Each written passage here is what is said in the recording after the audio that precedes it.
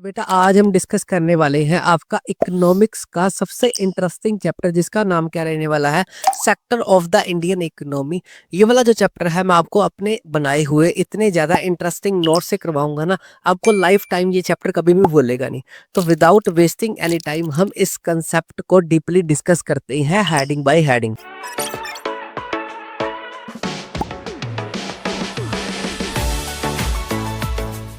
तो बेटा चैप्टर की शुरुआत करते हैं इसकी फर्स्ट हेडिंग से।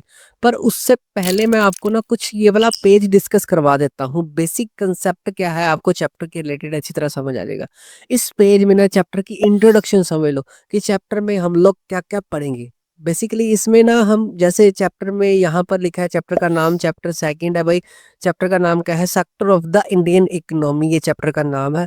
इसमें हम लोग क्या पढ़ेंगे? इकोनॉमी के बारे में पढ़ेंगे। इकोनॉमी का मतलब क्या होता है आपको अच्छी तरह समझ आ जाएगा, ठीक है। उसके बाद ग्रॉस डोमेस्टिक प्रोडक्ट के बारे में पढ़ेंगे, क्या चीज़ होती है जीडीपी जिसको शॉर्ट में बोला जाता है। उसके बाद हम डिस्कस करेंगे हाँ भाई primary, secondary and tertiary sector के बारे में पढ़ेंगे, ये कौन से सेक्टर होते हैं भाई। ऑर्गेनाइज और अनऑर्गेनाइज सेक्टर के बारे में पढ़ेंगे, ये क्या चीज़ होती है। और यहाँ पर हम आगे किसके बारे में डिस्कस करेंगे? प्राइवेट सेक्टर और पब्लिक सेक्टर, ये क्या चीज़ होती है। यहाँ पर हम इसके बारे में डिटेल में इंफॉर्मेशन देखेंगे और भी बहुत सारा डेटा हम इस चैप्टर में डिस्कस करेंगे इसके अलावा भी। तो आइए एक एक करके इन सभी चीज़ों को डिस्कस करते हैं, जिसमें हम फर्स्ट हेडिंग डिस्कस करने जा रहे हैं इसकी, जिसका नाम क्या रहने वाला है? Sector of economic activity. Economic activity और सेक्टर्स क्या होते हैं, सबसे पहला आपके मन में ये क्वेश्चन आया होगा। तो इसका ऑपरेशन थोड़ा सा कर लेते हैं। सेक्टर का मतलब यहाँ पर क्या है, आसान भाषा में समझाऊंगा आपको। ग्रुप ऑफ वर्क, जितने भी हम आज के समय में वर्क देखते हैं वो उसका ग्रुप क्या कहलाता है? सेक्टर। जैसे मैं फॉर एग्जांपल कोई बिजनेसमैन देख लूँ तो वो कौन से सेक्टर में आएगा, ये हम आगे डिस्कस करेंगे, ठीक है। जैसे मैं कोई टीचर देख लूँ तो वो कौन से सेक्टर में आएगा, कौन से ग्रुप में आएगा, उस ग्रुप का क्या नाम है, ये डिस्कस करेंगे। तो सेक्टर का मतलब क्या बनेगा? ग्रुप ऑफ वर्क, ठीक है। और लास्ट में जो दो वर्ड है इकोनॉमिक एक्टिविटी, सिंपल भाषा में इसको समझाने के लिए इसका बेसिक मतलब क्या आता है? पैसे कमाना। तो आप इस हेडिंग में ये देखोगे ऐसे कौन से ग्रुप ऑफ वर्क हैं, कौन से सेक्टर है जिससे लोग पैसे कमाते हैं। तो बेसिकली यहाँ पर इस चैप्टर का बेस क्या होने वाला है? पैसे कमाना। लोग कैसे पैसे कमाते हैं, कैसे मार्केट चलती है, और मार्केट से रिलेटेड बहुत सारी टिपिकल टर्म्स हम डिस्कस करेंगे, ठीक है। तो इस हेडिंग को डिस्कस करवाने से पहले ना एक वर्ड डिस्कस करवा देता हूँ आपको, जीडीपी। काफ़ी बार यूज़ होएगा, ठीक है। तो जीडीपी की फुल फॉर्म भी बताऊंगा। जीडीपी का पहले मतलब समझ लो भाई होता क्या है। तो बेसिक मतलब क्या है, सिंपल और सरल भाषा में, जब कोई देश एक साल के अंदर अंदर जितने भी प्रोडक्ट्स और सर्विस को प्रोड्यूस करता है उसको जीडीपी बोला जाता है। मतलब फॉर एग्जांपल अगर मैं कार बनाने वाली कंपनी हूँ और मैं जितने भी मेरी कंपनी एक साल में प्रोडक्ट बनाएगी, एक साल में कारें बनाएगी, वो उतनी ही बिकेंगी, और बिकेंगी तो मैं टैक्स दूंगा, वो देश की भी डेवलपमेंट होगी। तो जीडीपी क्या करती है? देश की डेवलपमेंट को मेजर करने में हेल्प करती है। इसकी फुल फॉर्म क्या रहेगी? Gross domestic product. इसकी डेफिनेशन जैसे मैंने आपको सिंपल भाषा में समझाई वैसे ही इसकी डेफिनेशन आपने याद रखनी है। तो इसकी डेफिनेशन क्या है? Total money value of all final goods and services produce with in a year of any country. तो मैंने यहाँ पर स्ट्रेस दिया था फाइनल। फाइनल गुड्स और सर्विसेज जितने भी किसी देश में प्रोड्यूस होती हैं एक साल के अंदर अंदर, वो जीडीपी बोला जाता है। यहाँ पर जैसे फुल फॉर्म में लिखा है ना, ग्रोस डोमेस्टिक प्रोडक्ट। डोमेस्टिक का मतलब क्या होता है? जितने भी किसी कंट्री के अंदर जो प्रोडक्ट तैयार होते हैं, फाइनल है, जो रेडी टू सेल है, उसको जीडीपी बोला जाता है। अब जीडीपी कैसे डेवलपमेंट को मेजर करेगी? एक देश लगा लो या एक दुकान लगा लो। एग्जांपल छोटी सी दूंगा आपको, जिसके पास 10 रेडी लड्डू है, मतलब लड्डू उसके पास रेडी है और वो बेचने के लिए तैयार है। और एक देश या एक शॉप है जहां पर लड्डू अभी तक तैयार नहीं हुए हैं, तो लोग कौन से प्रोडक्ट को खरीदेंगे? इसके पास है जिसके लड्डू 10 के 10 रेडी है, और जिसके लड्डू रेडी हैं वो खरीद लेंगे और उसके पास पैसे आ जाएंगे बेचने के बाद। तो जीडीपी इसको ही बोला जाता है। किसी भी देश के अंदर डोमेस्टिक बोला ना, डोमेस्टिक का मतलब होता है जैसे घर के अंदर, जैसे dog is a domestic animal, घर के अंदर वाला, मतलब जिसको हम घर में रख सकते हैं। तो ऐसे प्रोडक्ट जो डोमेस्टिक है, किसी भी कंट्री के अंदर रेडी है, रेडी बेचने के लिए रेडी है, वो जीडीपी कहलाती है। तो जीडीपी की आपको फुल फॉर्म आ सकती है, या जीडीपी की आपको डेफिनेशन आ सकती है, आपने एज इट इज ही लिखनी है, ठीक है। अगला कंसेप्ट आता है जीडीपी को भाई कौन मेजर करता है। चाहे एक ऑर्गेनाइजेशन, उसका नाम याद रखना, आपने सुना होगा सेंट्रल गवर्नमेंट मिनिस्ट्री। जो सेंट्रल गवर्नमेंट होती है, किसी भी देश की सेंट्रल गवर्नमेंट होती है, वो जीडीपी को काउंट करती है, जीडीपी को मेजर करती है। आपको यहाँ पर इन बिटवीन क्वेश्चन क्या आएगा, या एमसीक्यूज में आ सकता है, जीडीपी को कौन मेजर करता है, तो सेंट्रल गवर्नमेंट करती है। या जीडीपी की फुल फॉर्म क्या है, तो ये लिख देनी है। डेफिनेशन क्या है, तो ये लिख देनी है, ठीक है। आई होप ये बेसिक स्ट्रक्चर जो जीडीपी काफी बार यूज होएगा, तो आपको अच्छे से समझ आएगा। जिस देश की प्रोडक्शन, जिस देश में रेडी प्रोडक्ट, फाइनल प्रोडक्ट सबसे ज्यादा होंगे, उस देश की जीडीपी भी उतनी ज्यादा होगी। और जिस देश की जीडीपी ज्यादा है, उस देश को रिच बोला जाएगा। मतलब जो देश की रेडी प्रोडक्ट ज्यादा है, वो देश रिच होएगा। और जिसके पास रेडी प्रोडक्ट इतनी ज्यादा नहीं है, वो देश इतना ही एवरेज, मिडल और या गरीब बोला जाएगा, ठीक है। आई होप ये बेसिक कंसेप्ट आपको चैप्टर के रिलेटेड अच्छी तरह समझ आ गया।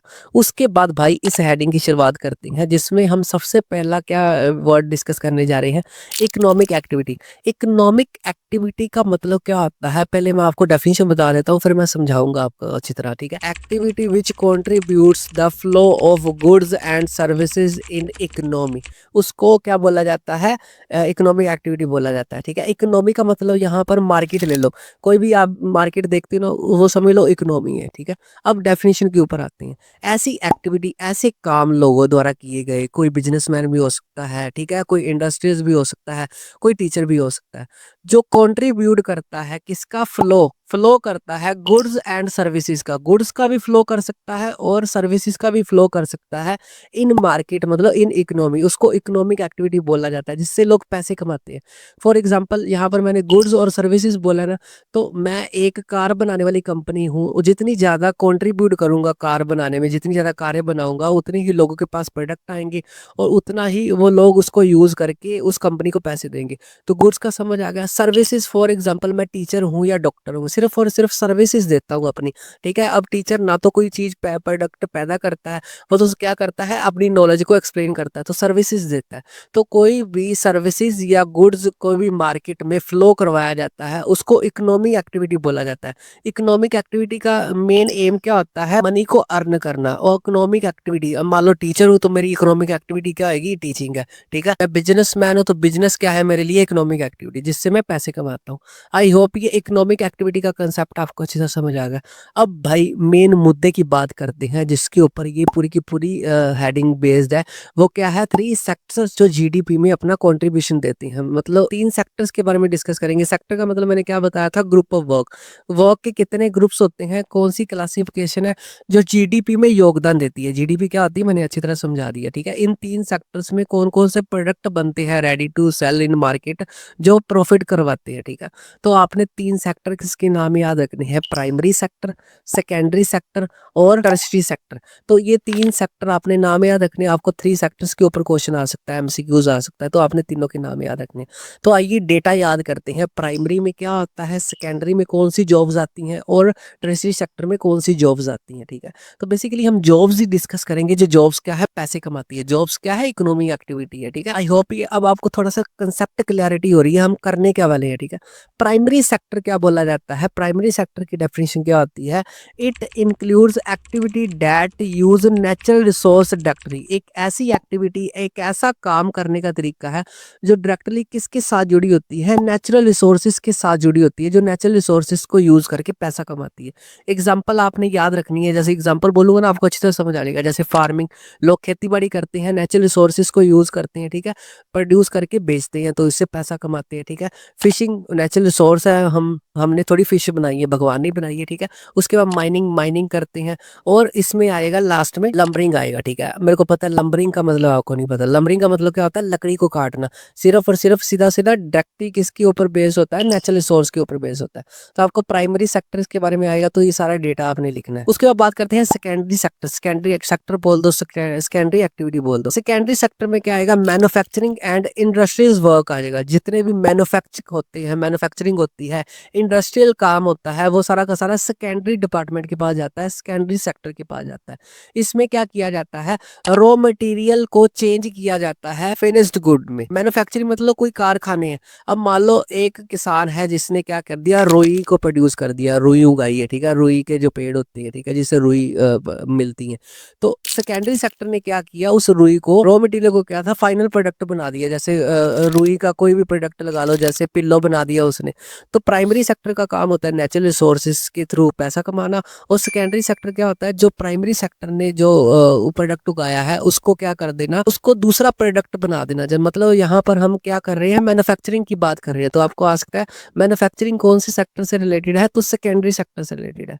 उसके बाद लास्ट सेक्टर डिस्कस करते हैं, tertiary sector. Tertiary sector basically service देता है, ना तो वो प्रोड्यूस करता है ना तो वो मैन्युफैक्चर करता है, वो सिर्फ और सिर्फ क्या करता है, अपनी सर्विसेज देता है। इसकी एग्जांपल समझाऊंगा, आपको अच्छी तरह समझ आएगा। जैसे इसकी एग्जांपल है transportation, doctor, teacher, banking etcetera. और जो टर्शरी सेक्टर है वो क्या करता है, हेल्प इन डेवलपमेंट, किसी भी देश की डेवलपमेंट के लिए हेल्प करता है। तो टर्शरी सेक्टर क्या देता है, सर्विस देता है, सिर्फ और सिर्फ सर्विस देता है। इसको ना बढ़िया एग्जांपल से समझाऊंगा। पहले ये नोट वाली बात आप नोट रख लो, नोट रखनी है। ये तीनों के तीनों सेक्टर है ना, वो इंटरडिपेंडेंट है, ईच अदर, एक दूसरे के ऊपर डिपेंड है। अगर इन दो तीनों में से एक भी सेक्टर ना होएगा तो कोई भी सेक्टर नहीं चलेगा। इसको एग्जांपल से समझाऊंगा, बड़ी अच्छे से समझ आएगा, ठीक है। तो बेसिकली इसका कारण क्या है, जो प्राइमरी सेक्टर है वो क्या करता है, प्रोड्यूस करता है, सब बिल्कुल सही बात है। और सेकेंडरी सेक्टर क्या करता है, उसको मैन्युफैक्चर करता है, बनाता है, ठीक है, बिल्कुल सही बात है। उसके बाद जो टर्शरी सेक्टर है वो सर्विस देता है। यहाँ पर हम डिस्कस करेंगे एक एग्जांपल। आपको यहाँ पर एक क्वेश्चन आएगा, why the all three sectors are interdependent each other. तो आपने ये लिखना जो अभी मैं समझाऊंगा, ठीक है।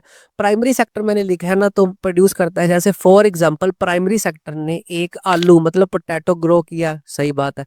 उसके बाद बात आती है सेकेंडरी सेक्टर। सेकेंडरी सेक्टर क्या करता है, उसकी शेप ही चेंज कर देता है। आलू को उसने किस में कन्वर्ट कर दिया, मैन्युफैक्चरिंग ने, सेकेंडरी सेक्टर ने लेज में, लेज कन्वर्ट हो गया। अब आलू था पहले, उसके बाद उसकी रूपरेखा क्या चेंज होगी, लेज बन गया। अब लेज अपने आप ही लोगों तक पहुंचेगा नहीं, तो टर्शरी सेक्टर क्या करेगा, उसको लोगों तक पहुंचाएगा, सिर्फ सर्विस देगा। जैसे ट्रांसपोर्टेशन, जैसे मैंने बोला था, ट्रांसपोर्टेशन क्या करेगी, जो मैन्युफैक्चरिंग की थी, जो सेकेंडरी सेक्टर ने मैन्युफैक्चरिंग की थी, वो लोगों तक पहुंचाएगा, वो लोगों तक क्या करेगा, लोगों तक रीच करेगा, मिलियंस ऑफ पीपल को, ठीक है। तो हमने देखा आलू से लेके, लेस से लेके, टर्शरी सेक्टर ने क्या किया, उसको लोगों तक पहुंचाया, सर्विस दी। तो टर्शरी सेक्टर क्या होता है, एक ऐसा सेक्टर होता है वो सिर्फ सिर्फ सर्विस देता है, ना वो प्रोड्यूस करता है ना वो मैन्युफैक्चर करता है, वो सिर्फ और सिर्फ अपनी सर्विसेज देता है। आई होप यहाँ तक आपको कंसेप्ट इस हेडिंग का अच्छी तरह समझ आ गया। इस हेडिंग से क्या क्या क्वेश्चन बनेंगे, जैसे मैंने ऊपर करवाया था जीडीपी के बारे में क्वेश्चन बनेगा, तो वो आपने लिखना है, ठीक है। उसके बाद इकोनॉमिक एक्टिविटी का मतलब क्या होता है, वो आपने लिखना है। और उसके बाद ये थ्री सेक्टर्स के ऊपर क्वेश्चन आएगा, या तो प्राइमरी के ऊपर आएगा, या सेकेंडरी के ऊपर आ जाएगा, या सर्विस सेक्टर के ऊपर आ जाएगा, ठीक है।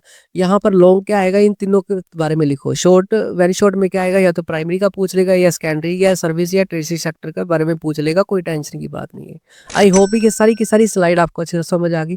उसके बाद इस चैप्टर की हम लोग करते हैं सेकंड हेडिंग डिस्कस, जिसका नाम क्या रहने वाला है। तो चैप्टर को आगे करने से पहले ना मैं आपको छोटी सी इंफॉर्मेशन देना चाहता हूँ, बीच में इंफॉर्मेशन रिगार्डिंग माई नोट्स, जिससे मैं आपको पढ़ा रहा हूँ। आपको बताया आपकी क्लास 10th की ना सारे चैप्टर क्या है, हेडिंग वाइज है। मतलब हम कोई भी चैप्टर उठा लेते हैं, मेरे नोट्स उसी ही पैटर्न में बने हुए हैं सारे के सारे चैप्टर्स के। जैसे हम फेडरलिज्म चैप्टर को उठाते हैं, फॉर एग्जांपल फेडरलिज्म चैप्टर में पहले एक हेडिंग आएगी, फिर दूसरी हेडिंग आएगी, फिर तीसरी हेडिंग आएगी, ऐसे ऐसे करते करते ये सारा का सारा चैप्टर हेडिंग वाइज चलता रहेगा। जैसे इसकी फर्स्ट हेडिंग है ये वाली, व्हाट इज फेडरलिज्म।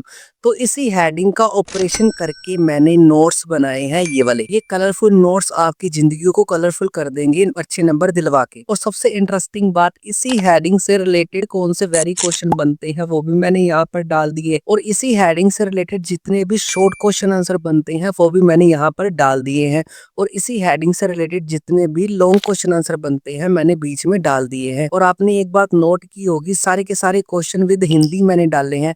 क्या होता है, हमें कई बार हिंदी में कोई वर्ड का मतलब नहीं पता होता, तो हम वर्ड ढूंढने के चक्कर में हमारा सोशल मीडिया में कुछ मैसेज आता है तो हम उसमें ही खो जाते हैं। तो यहाँ पर मैंने हिंदी भी मेंशन कर दी है इंग्लिश के साथ, आपको कोई भी दिक्कत नहीं आएगी। और दूसरा सबसे बड़ा फायदा क्या है, यहाँ पर ना आपको इकट्ठे क्वेश्चन नहीं याद करने पड़ेंगे। बहुत सारी बुक्स है, मैं नाम नहीं लूंगा, वहां पर क्या है, सारे इकट्ठे क्वेश्चन होते हैं जिसको देख के ना हम डर जाते हैं, यहाँ पे इतने क्वेश्चन हम कैसे करेंगे। तो इसका सोल्यूशन क्या है, मेरे नोट्स। ऐसी एक हेडिंग खत्म होती है, उसका ऑपरेशन से मैंने नोट्स बनाए हैं। नोट्स के बाद मैंने सारे के सारे क्वेश्चन वहां पर डाल दिए हैं विद हिंदी, जिससे क्या है आप heading wise heading chapter complete करते रहोगे और हेडिंग वाइज हेडिंग ही क्वेश्चन आंसर याद करते रहोगे। और ये वाले क्वेश्चन मैंने ऐसे नहीं डाले, ये वाले क्वेश्चन है प्रीवियस ईयर एग्जाम में आए हुए मोस्ट इंपोर्टेंट क्वेश्चंस। और ये वाला सारा कंसेप्ट होने के बाद लास्ट में मैंने एक्स्ट्रा क्वेश्चन भी डाल दिए हैं। एक चैप्टर में हमने हेडिंग वाइज हेडिंग ऑपरेशन भी कर लिया और very short question answer, short और लॉन्ग क्वेश्चन आंसर भी डिस्कस कर लिए और लास्ट में एक्स्ट्रा क्वेश्चन भी कर लिए। इससे बाहर एग्जामिनर कोई भी क्वेश्चन नहीं पूछ सकता, इसकी गारंटी मैं लेता हूँ। तो इसको हम डाउनलोड कैसे कर सकते हैं, बड़ा आसान है। लिंक है जो डिस्क्रिप्शन बॉक्स में गिवन है, उसके ऊपर क्लिक करके आप कुछ इन्फॉर्मेशन देके आप आसानी से लिंक को एज ए पीडीएफ में डाउनलोड कर सकते हो। और यकीन मानो आपको ये नोट्स करने के बाद आपको कोई भी और बुक उठाने की जरूरत नहीं पड़ेगी। तो बहुत बातें होगी, चलो अब चैप्टर करते हैं। Comparing these 3 sectors. इस हेडिंग में बेसिकली छोटा सा कंपेयर किया गया है। जितने भी हमने सेक्टर डिस्कस किए हैं, मेरे को कमेंट बॉक्स में बताओ हमने कितने सेक्टर डिस्कस किए हैं अभी तक, ठीक है। यहाँ पर इस हेडिंग में थोड़ा सा डेटा आपने डिस्कस करना है। यहाँ पर ना इतना ज़्यादा इंपॉर्टेंट डेटा नहीं है, नेक्स्ट स्लाइड है ना उसमें बहुत ज़्यादा इंपॉर्टेंट डेटा है। पर यहाँ से भी एक क्वेश्चन बनता होता है, मैं बताऊंगा कौन सा, जैसे जैसे मैं स्लाइड कंप्लीट कराऊंगा। तो आइए ये कंपेयर वाली हेडिंग को बढ़िया तरीके से डिस्कस करते हैं। तो बेसिकली इस हेडिंग की शुरुआत होती है इस लाइन से, various production activity in these 3 sector. जितने भी सेक्टर हमने डिस्कस किए हैं, जैसे प्राइमरी सेक्टर हो गया, सेकेंडरी सेक्टर हो गया और टर्शियरी सेक्टर हो गया, उनमें से बहुत सारी एक्टिविटी की जाती है, बहुत सारी प्रोडक्शन की एक्टिविटी की जाती है। प्राइमरी सेक्टर में बहुत सारी प्रोडक्शन की जाती है। फॉर एग्जांपल प्राइमरी सेक्टर में पोटैटो को ग्रो किया जाता है, फॉर एग्जांपल प्राइमरी सेक्टर में राइस को ग्रो किया जाता है। वो सारी एक्टिविटी आप देखने को मिलती है, ठीक है। यहाँ पर ना एक पिक्चर बेस्ड क्वेश्चन आता होता है, आपको कुछ एक्टिविटी का शक्ल दिखा देंगे, आपको पूछा जाएगा हाँ भाई ये कौन सी एक्टिविटी है। फॉर एग्जाम्पल जैसे ये पिक्चर्स दी गई है, अब आपको अच्छी तरह समझ आएगा। तीनों सेक्टर मैंने करवा दिया ना पिछली स्लाइड में। अब एग्जाम में इन सभी में से कोई भी पिक्चर आ सकती है, पूछा जाएगा भाई कौन सा सेक्टर है, तो आपने अब इसको बढ़िया तरीके से आंसर कर देना है। ये वाली पिक्चर एग्जाम में पिछली बार आई थी, ये पूछा गया था हाँ भी ये जो क्लोज सेलिंग है ये कौन सी है, तो ये सर्विस सेक्टर है। सिर्फ और सिर्फ टर्शियरी सेक्टर बोला जाता है जिसको, सिर्फ और सिर्फ ये बेचने का काम करते हैं, सर्विस देते हैं, ना तो ये प्रोडक्शन करते हैं ना तो ये मैन्युफैक्चर करते हैं। अब जो बंदा या तो सिर्फ प्रोडक्शन करता है तो वो प्राइमरी सेक्टर में आएगा, अगर वो मैन्युफैक्चरिंग करता है तो वो सेकेंडरी सेक्टर में आएगा, इन दोनों में से कोई नहीं करता तो इसकी ट्रिक क्या है, वो टर्शियरी सेक्टर में आएगा। तो ये पिक्चर थोड़ा सा ध्यान आप देख लेना, ठीक है। जैसे जो पोस्टमैन है वो सिर्फ सर्विस देता है, तो आप इसको सर्विस सेक्टर में भी लगा सकते हो। तो आपको कोई भी पिक्चर आएगी, इसका लाइव आप एग्जांपल भी देख सकते हो। घर पे जाते टाइम, आप स्कूल के टाइम जितनी भी जॉब्स देखते हो तो उसको कैटेगराइज कर लो, तो ये इसके प्रैक्टिकल हो जाएगा, ठीक है। तो इस लाइन का समझ आ गया। बहुत सारी प्रोडक्शन एक्टिविटी की जाती है अलग अलग सेक्टर में, अलग अलग तीनों सेक्टर्स में। आगे आपने एक बात नोट रखनी है, बड़ी ज्यादा इंपॉर्टेंट है। फाइनल गुड्स होती है जो ऑफ ऑल 3 सेक्टर इंक्रीज और decrease the GDP of any country. यहाँ पर ना एग्जाम में 2 तरह की गुड्स के ऊपर क्वेश्चन आते होते हैं। फाइनल गुड्स लिखा है ना, फाइनल गुड्स का मैंने पहले ही बता दिया था। इसका मतलब क्या होता है, रेडी टू यूज, ऐसा प्रोडक्ट जो यूज करने के लिए रेडी होता है। इसको आप कोई भी एग्जांपल लिख सकते हो, जैसे टीवी और ब्रेड जो रेडी है, खाने के लिए रेडी है, ठीक है। और दूसरी गुड्स होती है इंटरमीडिएट गुड। इंटरमीडिएट गुड्स कौन सी होती है, जो गुड्स होती है use up during production process, जो प्रोडक्शन प्रोसेस में यूज होती है उसको इंटरमीडिएट गुड्स बोला जाता है। जैसे फॉर एग्जांपल इसमें कॉटन लगा लो, अगर कॉटन है तो कॉटन तो प्राइमरी सेक्टर है, अगर इसका प्रोडक्ट बनाएंगे तब वो फाइनल गुड बनेगी, ठीक है। तो अब इस लाइन के ऊपर आते हैं 2 क्वेश्चंस के बाद, ठीक है। कौन से, नोट वाली बात पे, किसी भी सेक्टर की फाइनल गुड जो गुड्स होती है, चाहे वो प्राइमरी सेक्टर है, चाहे वो सेकेंडरी सेक्टर है, चाहे वो टर्शियरी सेक्टर है, अब उसकी जो फाइनल गुड्स होएगी ना वही जीडीपी में काउंट होएगी। अगर किसी देश की जीडीपी काउंट करनी है, जीडीपी क्या होता है मैंने बता दिया, तो उसके लिए फाइनल गुड्स ही काउंट होएगी। अगर फाइनल गुड्स की वैल्यू बहुत ज्यादा है तो उसकी जीडीपी क्या आएगी, ग्रो करेगी किसी भी कंट्री की। अगर फाइनल गुड्स की वैल्यू कम है तो वो जीडीपी कम होएगी। अगर जीडीपी कम है तो वो कंट्री पुअर होएगी, अगर जीडीपी ज्यादा है तो वो कंट्री रिच होएगी। तो ये 2 बातें आपने याद रखनी है। यहाँ पर एक क्वेश्चन बनता होता है, फाइनल गुड्स और इंटरमीडिएट गुड्स में क्या डिफरेंस है। 3 नंबर में भी आ सकता है, अलग अलग भी पूछा जा सकता है। तो बात वैसे भी आपको नोट्स में सारे क्वेश्चन बिंदास तरीके से मिलेंगे, आपको कोई टेंशन लेने की जरूरत नहीं, ठीक है। उसके बाद आपने आल्सो नोट करनी है एक बात, दूसरी बात क्या नोट रखनी है, while calculating GDP only final goods and services should be included and also avoiding double counting, इसको समझो। पहली बात तो थोड़ी सी सेम जैसी है जो ऊपर हमने नोट वाली बात की है कि जीडीपी किसके ऊपर बेस करती है, फाइनल गुड्स एंड सर्विस। जिस देश की फाइनल गुड्स एंड सर्विसेज ज्यादा होगी उस देश की जीडीपी भी ज्यादा होगी। और जीडीपी को कैलकुलेट करने के लिए फाइनल गुड्स और सर्विसेज को काउंट किया जाएगा। फॉर एग्जाम्पल एक प्राइमरी सेक्टर है किसी भी देश का, वो 20 रुपीज कमा के देता है उस देश को, और जो सेकेंडरी सेक्टर है वो भी 20 रुपीज कमा के देता है, और जो टर्शरी सेक्टर है वो भी 20 रुपीज कमा के देता है। तो उस देश की टोटल जीडीपी कितनी बनेगी, 60 रुपीज। तो जिस देश की फाइनल प्रोडक्ट और सर्विस ज्यादा पैसे कमा के देंगे उस देश की उतनी ही जीडीपी को ऊपर लेके जाएगी वो चीज, ठीक है। तो कैलकुलेटिंग जीडीपी करने के लिए फाइनल गुड्स एंड सर्विस देखी जाती है। फाइनल फाइनल भाई याद रखना, आपने 2-3 बार आ गया। और किसको अवॉइड किया जाता है जीडीपी की कैलकुलेशन में, डबल काउंटिंग। डबल काउंटिंग का मतलब क्या होता है, इसको ना और भी आसान से लैंग्वेज से मैं समझाता हूँ। आपके ना अगर 10th में मार्क्स कैसे आप देखते हो, हाँ भी कितने परसेंट है, सारा के सारा 100 मार्क्स के पेपर होते हैं। हिंदी में 80 आए, साइंस में भी 80 आए, मैथमेटिक्स में भी 80 आए, तो आप क्या करते हो, सभी को एक बार काउंट करते हो। क्या बोला मैंने, एक बार। तो आप डबल काउंटिंग तो नहीं करते ना, हिंदी हिंदी 2 बार तो नहीं ऐड करते, इंग्लिश इंग्लिश 2 बार तो नहीं ऐड करते ना, इससे आपकी परसेंटेज फेक परसेंटेज बढ़ेगी। तो वैसे ही जीडीपी को काउंट करने के लिए डबल काउंटिंग को अवॉइड किया जाता है, डबल काउंटिंग को इग्नोर किया जाता है। एक सेक्टर की एक बार ही कैलकुलेशन की जाती है, डबल काउंटिंग नहीं की जाती। तो डबल काउंटिंग के ऊपर क्वेश्चन आता होता है। एमसीक्यू यहाँ से क्या बन के आएगा, while the calculating of GDP which thing is avoiding, कौन सी थिंग अवॉइड की जाती है, तो डबल काउंटिंग अवॉइड की जाती है। वैसे ही आपकी नंबरों वजह से, ठीक है। यहाँ तक आपको आई होप अच्छी तरह समझ आ गया। उसके बाद बात करते हैं बट नाउ डेज, आजकल क्या है, हिस्टोरिकल चेंज इन सेक्टर। बहुत सारे सेक्टर्स में अभी चेंज हो रही है, उथल पुथल हो रही है। क्यों, अब आप देख रहे हो नई तरीके की जॉब्स बन रही हैं। अब आपको यहाँ पर ये क्वेश्चन आ सकता है, हिस्टोरिकल चेंज क्या क्या हो रहे हैं इन सभी सेक्टर्स में। तो पहला है मेथड ऑफ फार्मिंग चेंज होगी। आजकल मॉडर्न फार्मिंग से लोग फार्मिंग करना शुरू कर दिया, ड्रोन वगैरह यूज करना लग गया, नई नई तकनीकें अपनाने लग गए, HYV सीड्स अपनाने लग गए। तो मॉडर्न तरीके में सेक्टर में चेंजेस आने लग गए। उसके बाद new craft and trade introduce हुए हैं, नए नए तरीके के लोग, क्राफ्टमैन आ गए, नए नए आर्टिस्ट आ गए हैं आजकल, उन्होंने जॉब क्रिएट कर दी है, मतलब सेक्टर्स की रूपरेखा बदल दी है। ये भी एक चेंजेस है, ठीक है। उसके बाद फैक्ट्रीज हो गई, आज के समय में एक्सपैंड हो रही हैं, फैक्ट्री बहुत ज्यादा बढ़ रही हैं, ठीक है। अर्बनाइजेशन बढ़ रही है जिसमें फैक्ट्री लोग ज्यादा खोल रहे हैं, तो ये थोड़ी रूपरेखा चेंज हो रही है, ठीक है। सेक्टर्स में चेंजिंग आ रहे हैं, हिस्टोरिकल जो पहले नहीं थे अब देखने को मिल रहे हैं चेंज। उसके बाद लास्ट में अगर बात करें, secondary sector become more important, ठीक है। अब सेकेंडरी सेक्टर है जो मैन्युफैक्चरिंग सेक्टर है वो ज्यादा इंपॉर्टेंट बनना शुरू हो गया आज के समय, क्योंकि मैन्युफैक्चरिंग होएगी। अब डेली लाइफ के बहुत सारे प्रोडक्ट हैं हम लोग रेडीमेड लेते हैं। जैसे छोटी सी एग्जांपल दे देता हूँ, जैसे लोग मक्खन घर में बनाना बंद कर दिया, रेडीमेड मक्खन ले लेते हैं, अमूल मक्खन जो आपने सुना ही होगा। तो ये मैन्युफैक्चरिंग की वजह से हुआ, सेकेंडरी सेक्टर की वजह से हुआ। आई होप ये वाली स्लाइड आपको अच्छी तरह समझ आ गई है। उसके बाद भाई इसकी नेक्स्ट मेन हेडिंग को डिस्कस करने जा रहे हैं, जहां पर बहुत ज्यादा डेटा मिलने वाला है आपको। उसका नाम क्या रहने वाला है, primary secondary and tertiary sector in India. India में प्राइमरी सेकेंडरी और टर्शियरी सेक्टर का क्या सीन क्या है, क्या योगदान क्या है। पहला सवाल आपके मन में ये आया होगा, हाँ भी सर डेफिनेशन तो आपने करवाई दी, हम दोबारा थोड़ी तो डिस्कस करेंगे। बिल्कुल सही बात, हम डेफिनेशन नहीं डिस्कस करेंगे। प्राइमरी और सेकेंडरी और टर्शियरी सेक्टर में इंडिया में क्या योगदान है, जीडीपी में क्या देना है, कौन से सेक्टर को सबसे ज्यादा इंपॉर्टेंस इंडिया में है, वो सारा का सारा डेटा हम इस स्लाइड में बेसिकली डिस्कस करने जा रहे हैं। तो बिफोर स्टार्टिंग द स्लाइड हम ना यहाँ पर 3 ग्राफ डिस्कस करेंगे। ग्राफ देख के आपको ना थोड़ा सा आइडिया हो जाएगा इस स्लाइड में हम करने क्या वाले हैं। क्या प्राइमरी सेक्टर सबसे बढ़िया होता है, या सेकेंडरी सेक्टर इंडिया में सबसे बढ़िया है, या टर्शियरी सेक्टर का सबसे ज्यादा इंपॉर्टेंस है। आपको ये ग्राफ देख के थोड़ा सा आइडिया हो जाएगा। ग्राफ के बाद जितना भी डेटा करवाऊंगा ना आपको अच्छी तरह समझ आ जाएगा। तो सबसे पहले डिस्कस करते हैं ग्राफ नंबर 1। जैसे ग्राफ नंबर 1 में आपको अच्छी तरह समझ आ जाएगा कि जीडीपी में कितनी गुड्स प्रोड्यूस करता है प्राइमरी सेकेंडरी और टर्शियरी सेक्टर पूरे पूरे एक साल में। यहाँ पर लिखा है ना डाटा इन करोड़, ये करोड़ में है डाटा। तो आपने ना पूरा डाटा नहीं याद रखना, मैं आपको थोड़ा सा सिनेरियो बता देता हूँ। यहाँ पर बेसिकली 2 ग्राफ की एग्जांपल दी गई है, एक है 1973 से लेकर 1974 और एक है 2013 और 14 का। ये आपने कंपैरिजन में डाटा याद रखना है, ठीक है। ये वाला कलर है प्राइमरी सेक्टर। प्राइमरी सेक्टर 1973 74 इतने थोड़ा सा प्रोड्यूस करता था, थोड़े से करोड़ ऐसे समझ लो। और 2013 में जाते जाते ये देखो ग्राफ कितना बड़ा हो गया।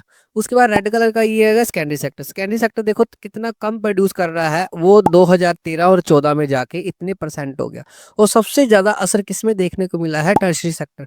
टर्शरी सेक्टर देखो इतना थोड़ा सा ये ग्राफ शो कर रहा है, पर 2013 और 14 में जाते देखो कितना ज्यादा लेंथी हो गया, कितना ज्यादा ये डिजिट ये बढ़ गए इसके। तो यहाँ पर हमने ये देखा कि हर एक सेक्टर ने ग्रो किया है, चाहे वो प्राइमरी या सेकेंडरी और टर्शरी सेक्टर है, पर ज्यादा किसने ग्रो किया है? Tertiary sector. तो अभी तक हमने ये देखा है कि जीडीपी में सबसे ज्यादा गुड एंड सर्विस नई प्रोड्यूस कौन करता है? Tertiary sector. मतलब अभी तक टर्शरी सेक्टर लीड में, ठीक है। उसके बाद ग्राफ टू में हम डिस्कस करते हैं share of sector in GDP. GDP में कितना परसेंटेज में शेयर है किसका? प्राइमरी, सेकेंडरी और टर्शरी सेक्टर का। बेसिकली यहाँ पर भी 2 ईयर की एग्जांपल लेंगे, एक 1973 और 1974 और 2013 और 14 का। प्राइमरी सेक्टर अप्रोक्स 40% शेयर कर रहा है, ठीक है। सबसे पहले साल उठाते हैं 1973 और 1974 का। प्राइमरी सेक्टर कितना अप्रोक्स कर रहा है? 40%। सेकेंडरी सेक्टर कितना कर रहा है? अप्रोक्स 16%। टर्शरी सेक्टर कर रहा है अप्रोक्स 55% प्लस कर रहा है, ठीक है। एग्जैक्ट डाटा नहीं आपने कोई भी याद रखना, आपको कोई टेंशन लेने की जरूरत नहीं। जितना डेटा आपने याद रखना है वो सारा नोट्स में दिया हुआ है आपको, बस ये एक बार आप समझ लो परसेंटेज कहना क्या चाहती है। अब जैसे ही हम 2013 और 14 में आते हैं, शेयर किसी का कम हो रहा है, किसी का बढ़ रहा है। प्राइमरी सेक्टर का देखो जो 40% था वो घट के कितना हो गया? 11%। मतलब प्राइमरी सेक्टर पहले जो लीड करता था वो अब नीचे ही आ रहा है। इसका आगे कारण डिस्कस करेंगे, हाँ भी ये सेक्टर नीचे क्यों आया, ठीक है। उसके बाद जो सेकेंडरी सेक्टर है वो 11 और उसका डबल हो गया, 22% हो गया, ठीक है। और टर्शरी सेक्टर का कितना है? 59, वो बढ़ के 65 हो गया। मतलब अब हम ये देख रहे हैं कि सेकेंडरी सेक्टर तो न्यूट्रल में है हर एक ग्राफ में। प्राइमरी और टर्शरी सेक्टर का यहाँ पर कंसेप्ट आता है। प्राइमरी सेक्टर अभी हमने देखा जीडीपी में उसका पहले से परसेंटेज में जीडीपी में योगदान कम हो गया और टर्शरी सेक्टर का बढ़ गया। ग्राफ के बाद हम डाटा अभी ये डिस्कस करेंगे कि भाई प्राइमरी सेक्टर पीछे क्यों हो गया और टर्शरी सेक्टर आगे क्यों बढ़ गया, इसका ये हम देखेंगे आगे, ठीक है। आई होप थोड़ा सा अब आपको अच्छी तरह समझ आने लग गया, ठीक है। थर्ड और लास्ट ग्राफ में हम ये देखने वाले हैं share of sector in employment percentage में। एम्प्लॉयमेंट में कितना सेक्टर कितना परसेंट होल्ड करता है, ठीक है। यहाँ पर भी 2 आपको ईयर की एग्जांपल दी गई है। अगर हम देखें 1977 और 78 का, तो प्राइमरी सेक्टर में देखो 71% सबसे ज्यादा लोग प्राइमरी सेक्टर में काम करते थे, ठीक है। और सेकेंडरी सेक्टर में 11% के अप्रोक्स काम करते थे। और उसके बाद सबसे कम करते थे टर्शरी सेक्टर, 18% लोग काम करते थे, ठीक है। अब जैसे ही 2017 और 18 आया, जो 71 था ग्राफ प्राइमरी सेक्टर का, जो एग्रीकल्चर से रिलेटेड होता है, जो नेचुरल रिसोर्स से रिलेटेड होता है, वो 44 आ गया। देखो अब यहाँ पर भी प्राइमरी सेक्टर पीछे हो रहा है, ठीक है।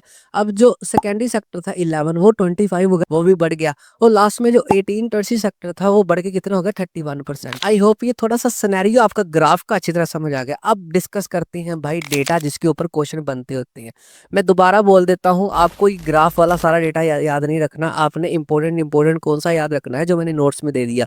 पिछले कई सालों में जो क्वेश्चन रिपीट हुए हैं डेटा से रिलेटेड, वो आपको नोट्स में मिल जाएंगे, कोई टेंशन की बात नहीं है। डेटा क्या है, पहले हमने ना कुछ पॉजिटिव बात करनी है डिस्कस, क्योंकि प्राइमरी सेक्टर पहले बड़ा अच्छा ग्रो करता था। तो इसके पीछे क्या रीजन था? आपको यहाँ पर एक क्वेश्चन आ सकता है, प्राइमरी सेक्टर इंडिया में सबसे इंपॉर्टेंट सेक्टर है, उसका क्या कारण है? तो आपने कुछ क्राइटेरिया याद रखना है।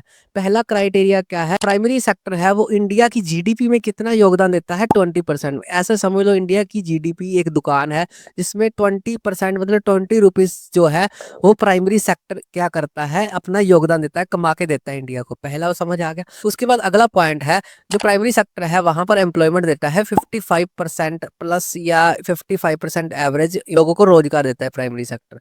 उसके बाद अगली बात क्या है जिससे पता चलता है प्राइमरी सेक्टर इंपॉर्टेंट क्यों है? ये लेबर एब्जॉर्बिंग जो सेक्टर है, सबसे ज्यादा लेबर कहाँ पर काम करती है? प्राइमरी सेक्टर में। पर ये धीरे धीरे हमने जैसे ग्राफ देखा है ना, प्राइमरी सेक्टर पीछे आ रहा है। इसके आगे डिस्कस करेंगे कारण।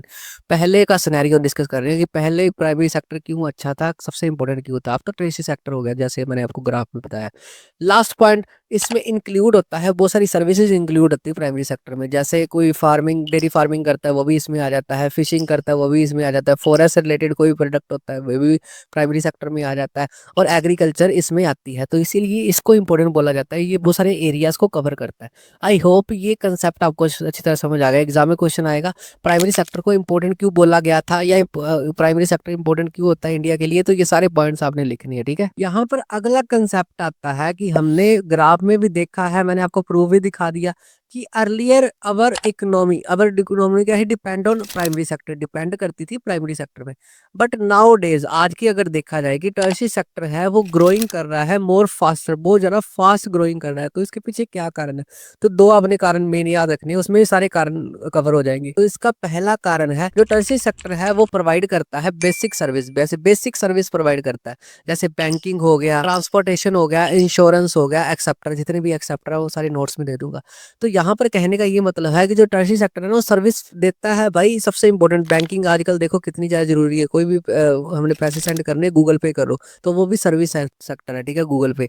और इंश्योरेंस देखो आजकल जैसे गाड़ियाँ चल रही है उनका भी इंश्योरेंस होता है, अगर कोई गाड़ी का एक्सीडेंट हो जाता है तो इंश्योरेंस करवाया होगा तो सारा पैसा मिल जाएगा। वैसे ही हमारी लाइफ का भी इंश्योरेंस होता है, हमारी डेथ के बाद हमारी फैमिली को मिलता है। तो ये सर्विस सेक्टर है, इसीलिए ये ज़्यादा बढ़ गया और प्राइमरी सेक्टर का क्रेज लोगों में घट गया, ऐसे समझ सकते हो, ठीक है। यहाँ पर प्रेज कर दी हमने टर्शियरी सेक्टर की और प्राइमरी सेक्टर को थोड़ा सा पीछे बता दिया हमने क्या कारण है। यहाँ पर अगला पॉइंट में हमने थोड़ी सी नेगेटिव बात बतानी है प्राइमरी सेक्टर की। जो प्राइमरी सेक्टर है ना उसमें डिसगाइज अनएम्प्लॉयमेंट पाई जाती है। डिसगाइज अनएम्प्लॉयमेंट को बोला जाता है छुपी हुई बेरोजगारी। इसकी डेफिनेशन समझ लो, फिर मैं आपको प्रैक्टिकल करके समझाता हूँ। डेफिनेशन क्या है इसकी? मोर वर्कर्स एम्प्लॉयड देन नीडेड।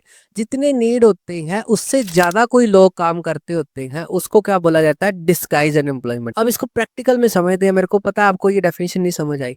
यहाँ पर एक खेत है, फॉर एग्जाम्पल एक जगह है और एक ही फैमिली के 10 बंदे यहाँ पर काम कर रहे हैं। कितने बंदे काम कर रहे हैं? 10। ये हाइपोथेटिकल एग्जाम्पल है, ये रियल नहीं है, बस आपने थोड़ा सा समझना कंसेप्ट। और रोज के पैसे कमा रहे हैं 100 रुपीज। कितने बंदे हैं? 10 बंदे हैं और रोज के, एक ही फैमिली के हैं और रोज के कितने पैसे कमा रहे हैं? 100 रुपीज। और इनमें से पता चला भाई 5 बीमार हो गए, अब काम पे कितने आएंगे? 5 बंदे। जो बचे हुए 5 बंदे हैं वो भी रोज के कितने पैसे कमा रहे हैं? Same 100 rupees.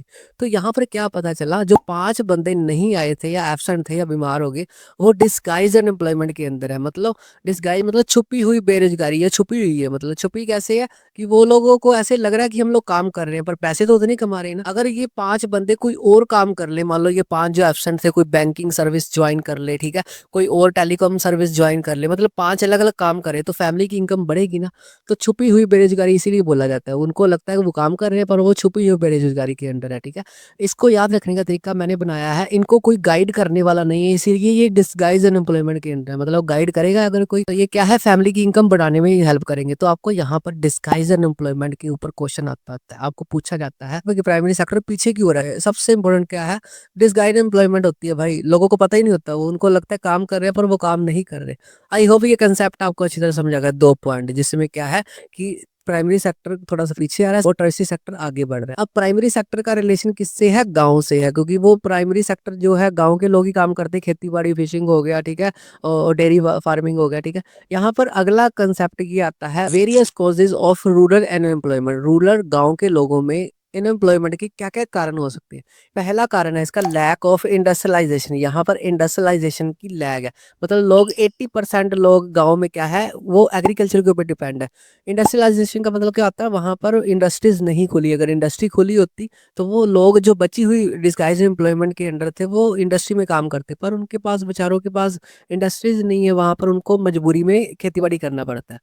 इसका अगला पॉइंट है डोमिनेशन ऑफ प्राइमरी सेक्टर की। यहाँ पर रूरल अगर देखा जाए लोगों में तो डोमिनेशन किसका होता है? सबसे ज्यादा काम कौन करते हैं? प्राइमरी सेक्टर में काम करते हैं। बेचारों गांव के लोगों को कोई और मजबूरी है, उनको कोई ना तो यहाँ पर बढ़िया उनका विकास कर रही है गवर्नमेंट, यहाँ पर उनको क्या करना पड़ता है? प्राइमरी सेक्टर के ऊपर डिपेंड करना पड़ता है। प्राइमरी सेक्टर में कौन कौन से आते हैं मैंने पहले बता ही दिया, ठीक है।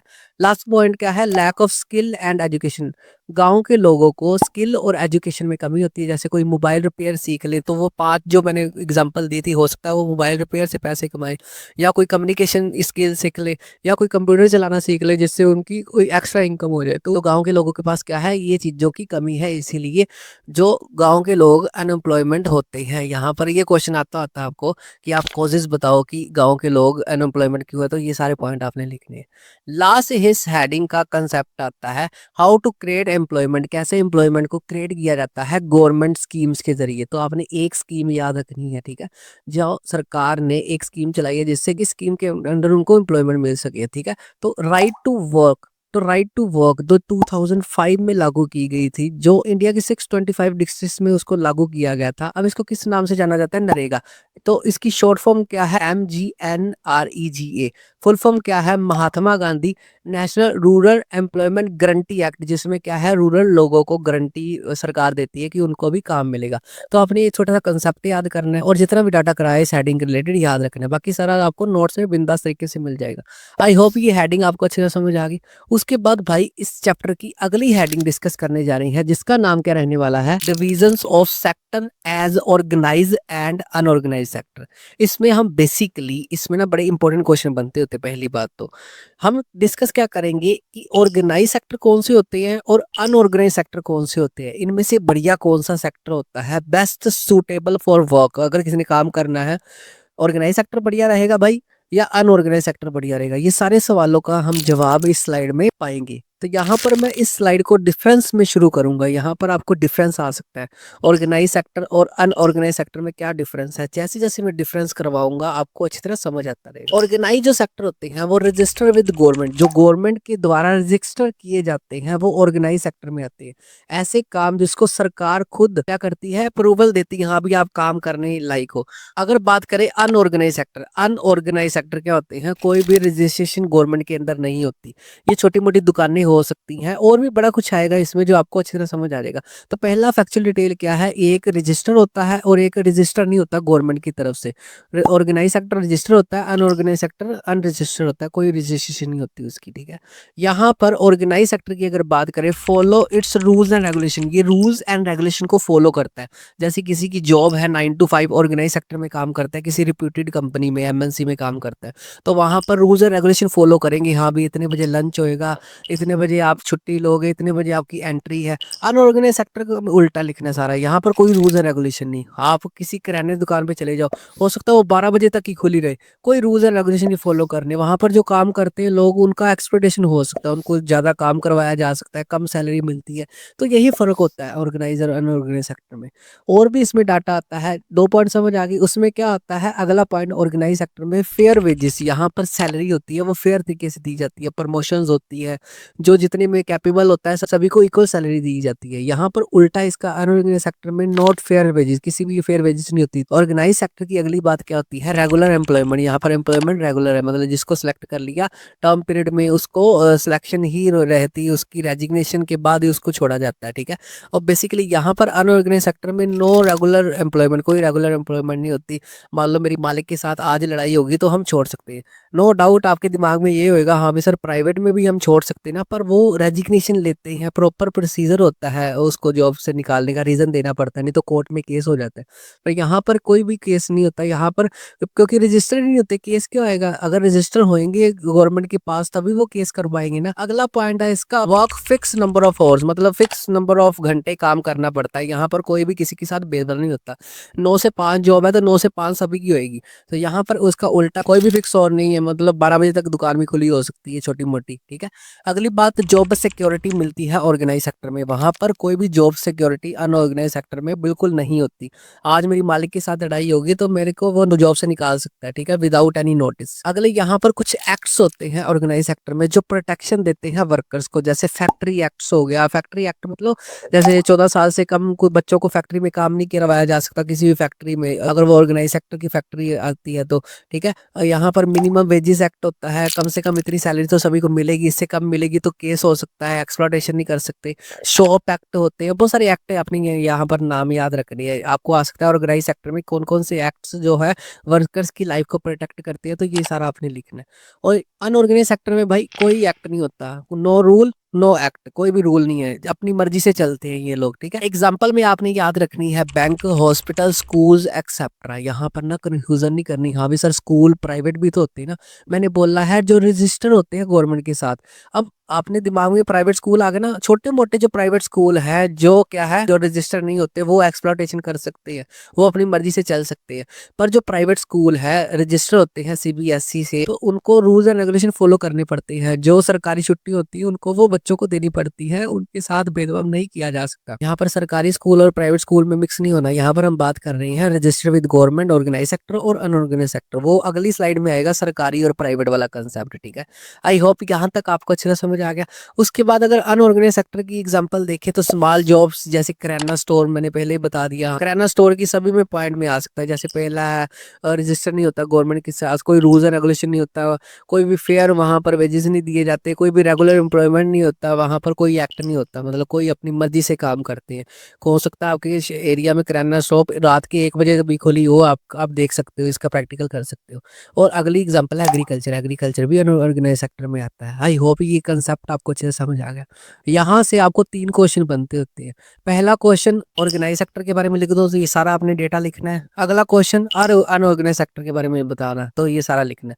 या आपको आ सकता है तीसरा question, difference between organise and unorganise sector, तो आपने ये दोनों का डिफरेंस में। अब यहाँ पर आगे चलते ना आपको ऑर्गेनाइज और अनऑर्गेनाइज सेक्टर को अच्छी तरह समझाने के लिए 2 पिक्चर दी गई है कांता और कमल की। कांता ऑर्गेनाइज सेक्टर में काम करती है भाई, ओवरव्यू सुन लो, और कमल करता है अनऑर्गेनाइज सेक्टर जैसे ग्रोसरी शॉप में काम करता है। जो मैंने वो सारे पॉइंट लिखवाए ना, कांता बढ़िया प्रोफेशनल, उसको जॉब सिक्योरिटी भी है, अच्छी कमाई भी करती है, और उसका रेगुलर एम्प्लॉयमेंट है। और जो कमल है उसको कमल लगाया हुआ है, ऐसे याद रख लो। ग्रोसरी स्टोर में उसका कोई भी टाइम पीरियड नहीं है, वो 12 बजे तक उसको काम करवाया जाता है। मतलब यहाँ पर इस पिक्चर में देख के आपको अच्छी तरह समझ आ जाएगा ऑर्गेनाइज और अनऑर्गेनाइज सेक्टर में क्या क्या फर्क होता है, पिक्चर बेस्ड क्वेश्चन अगर आता है तो। यहाँ तक हमने डिस्कस कर लिया ऑर्गेनाइज सेक्टर के पॉजिटिव और अनऑर्गेनाइज सेक्टर के नेगेटिव बातें। इन नेगेटिव बातों को देखते आपने एक बात नोट रखनी है, need for protection and support of the workers in the और अनऑर्गेनाइज सेक्टर। अनऑर्गेनाइज सेक्टर में ये जो पीछे नेगेटिव बातें की है, इनको सपोर्ट करना जरूरी है भाई। इनकी लाइफ देखो कितनी ज्यादा बुरी हो सकती है, 12-12 बजे तक काम करवाना, कोई भी रेगुलर सैलरी नहीं हो सकता है, मालिक इसके ज्यादा पैसे काटता हो। प्रोटेक्ट कौन कर सकता है? Government. Government rules and regulation strict बनाए तो अनऑर्गेनाइज सेक्टर भी किसी का एक्सप्लॉयटेशन नहीं कर सकते। तो यहाँ पर कुछ पॉइंट्स आपने याद रखने हैं, इसको कैसे सुधारा जा सकता है। Government can fix minimum wages for unorganise sector workers.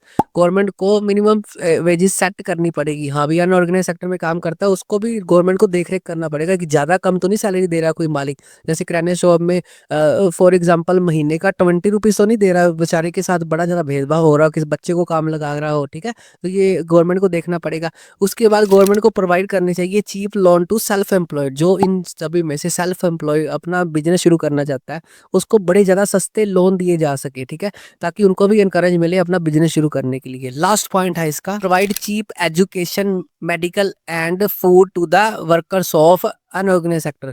Unorganised sector के साथ देखो इतना ज्यादा भेदभाव हो रहा है जो हमने पीछे डिस्कस किया है, तो उनको सरकार की तरफ से सस्ता मेडिकल केयर मिलनी चाहिए, उसको फूड भी सस्ता मिलना चाहिए, ठीक है, और एजुकेशन उनके बच्चों को सस्ती मिलनी चाहिए, ताकि उनके पैसे वहां से बचे और वो अपनी डेवलपमेंट के लिए पैसे लगा सके। आई होप यहाँ तक आपको डेटा अच्छी तरह समझ आ गया। यहाँ से दूसरा क्वेश्चन ये बनता होता है, प्रोटेक्शन कैसे कर सकती है गवर्नमेंट अनऑर्गेनाइज सेक्टर के वर्कर्स को, तो यहाँ पर आपने लिखना है। वैसे भी नोट्स में आपको सारे बिंदास क्वेश्चन मिलेंगे, आपको कोई टेंशन लेने की जरूरत नहीं। आई होप ये पूरी की पूरी स्लाइड आपको अच्छे से समझ आ गई। उसके बाद भाई इस चैप्टर की लास्ट हेडिंग को डिस्कस करते हैं। उसके बाद चैप्टर ओवर होने वाला है, जिसका नाम क्या रहने वाला है, सेक्टर को देखे ओनरशिप के अकॉर्डिंग पब्लिक सेक्टर और प्राइवेट सेक्टर। भाई इस स्लाइड को पढ़ने के बाद आपको अच्छे से समझ आएगा पब्लिक सेक्टर कौन से होते हैं और प्राइवेट सेक्टर कौन से होते हैं, इनमें से क्या क्या डिफरेंस क्या है इनका, और क्या क्या क्वेश्चन यहाँ से पुट होते हैं। तो ये लास्ट स्लाइड रहने वाली है। तो आइए इस हेडिंग को बढ़िया तरीके से ऑपरेट करते हैं। इसको भी मैं आपको डिफरेंस में करवाऊंगा, आपको एग्जाम में आ सकता है पब्लिक सेक्टर क्या होते हैं और प्राइवेट सेक्टर क्या होते हैं। तो डिफरेंस में भी आ सकता है या सिंगल सिंगल भी पूछा जा सकता है। तो सबसे पहले ये 2 वर्ड से हेडिंग मिलके बनी है। अगर हम ओनरशिप को देखें, ओनरशिप का मतलब क्या होता है? मालिक। मालिक सेक्टर का कौन हो सकता है? एक दुकान है, समझ लो सेक्टर। एक दुकान का मालिक क्या हो सकता है? या तो कोई सरकार होगी, या उसका मालिक क्या होगा? कोई प्राइवेट इंडिविजुअल, कोई आम बंदा होगा। तो यहाँ पर पब्लिक का मतलब क्या होता है? सरकारी। जितने भी सरकारी डिपार्टमेंट आते हैं उसको पब्लिक सेक्टर बोला जाता है। इसका उल्टा जो सरकारी नहीं होता वो प्राइवेट होता है, वो प्राइवेट सेक्टर, जो किसी न किसी प्राइवेट फर्म या प्राइवेट बंदे के नाम पे होती है एक्स सेक्टर, ठीक है, तो उसको प्राइवेट सेक्टर बोला जाता है। तो पहला डिफरेंस हम डिस्कस करते हैं पब्लिक सेक्टर का। पब्लिक सेक्टर क्या होते हैं? कंट्रोल बाय गवर्नमेंट, जो किसी न किसी स्टेट गवर्नमेंट या सेंट्रल गवर्नमेंट के अंदर सेक्टर आते हैं, उसको पब्लिक सेक्टर बोला जाता है। मतलब जो लोगों की भलाई के लिए होते हैं, पब्लिक के लिए होते हैं। इसको याद रखने का तरीका, जो पब्लिक के लिए सरकार बनाती है, मतलब लोगों की सुख सुविधा, लोगों की भलाई करने के लिए। उसके बाद प्राइवेट सेक्टर की अगर दूसरी बात करें तो जो प्राइवेट सेक्टर होते हैं वो कंट्रोल बाय इंडिविजुअल या इंडिविजुअल ग्रुप्स होते हैं। या तो एक बंदे का होएगा प्राइवेट सेक्टर, या बहुत सारे लोगों का ग्रुप होएगा। फॉर एग्जांपल एक दुकान है, या तो सिंगल बंदे की होगी या तीन चार पार्टनर होंगे उस दुकान के, तो वो प्राइवेट सेक्टर में आएगा। ठीक है, जिसको तो कंट्रोल गवर्नमेंट करती है वो पब्लिक सेक्टर होता है। दूसरी बात, पब्लिक सेक्टर का एम क्या होता है, बेसिकली पब्लिक वेलफेयर करना, मतलब पब्लिक की भलाई के लिए काम करना। और जो प्राइवेट सेक्टर होता है वो क्या होता है, ओनली अर्न मैक्सिमम प्रॉफिट। उनका एम क्या होता है, ज्यादा से ज्यादा भाई प्रॉफिट आना चाहिए। उनका ये मानना होता है हमने अपनी कमाई करनी है, अपनी जेबें भरनी है, तो वो प्राइवेट सेक्टर में आता है। अगली बात जो है पब्लिक सेक्टर को बढ़िया तरीके से समझाती है, वो है provide basic facility. Public sector basic facility provide करवाता है लोगों को, जैसे एजुकेशन हो गया, एजुकेशन भी काम सरकार का होता है, लोगों गरीब लोगों को पहुंचाना। ठीक है, प्योर वाटर, वाटर भी लोगों तक पहुंचाना। ठीक है, फूड, फूड लोगों तक पहुंचाना। और सिक्योरिटी, लोगों को सिक्योरिटी देना। जितनी भी पुलिस व्यवस्था है, जितनी पुलिस स्टेशन है, वो किस में आते हैं, पब्लिक सेक्टर में आते हैं। उनका काम क्या होता है, लोगों को सिक्योरिटी देना। ठीक है, इसके कंपैरिजन में प्राइवेट सेक्टर का क्या पॉइंट आएगा, प्रोवाइड कंज्यूमर गुड्स। जो कंज्यूमर को गुड्स प्रोवाइड करवाता है, जैसे बूट बनाने वाली कंपनी है तो वो बूट प्रोवाइड करवाएगी। ठीक है, जैसे ही एलईडी बनाने वाली कंपनी है तो लोगों को एलईडी प्रोवाइड करवाएगी। लास्ट पॉइंट इसमें एग्जांपल याद रखनी पड़ेगी, पब्लिक सेक्टर में कौन कौन सी आएगी। जितनी भी सरकारी डिपार्टमेंट आप देख सकते हो उसकी एग्जांपल में आप लिख सकते हो। यहाँ पर मैंने 2 दिन पब्लिक सेक्टर चुने हैं, जैसे बीएसएनएल, इंडियन रेलवे और पोस्ट ऑफिस। ये क्या है, पब्लिक सेक्टर। इनका मेन मकसद क्या आता है, ये सभी मेन मकसद होते हैं जो ऊपर मैंने 3 बताए हैं। उसके बाद प्राइवेट सेक्टर, आप कोई भी प्राइवेट कंपनी का नाम लिख सकते हो, जैसे रिलायंस, टाटा, बिरला एक्सेट्रा, कोई भी आप कंपनी देख लो, तो उसके खूबियां क्या आएंगी, ये प्राइवेट सेक्टर के जितने भी पॉइंट है।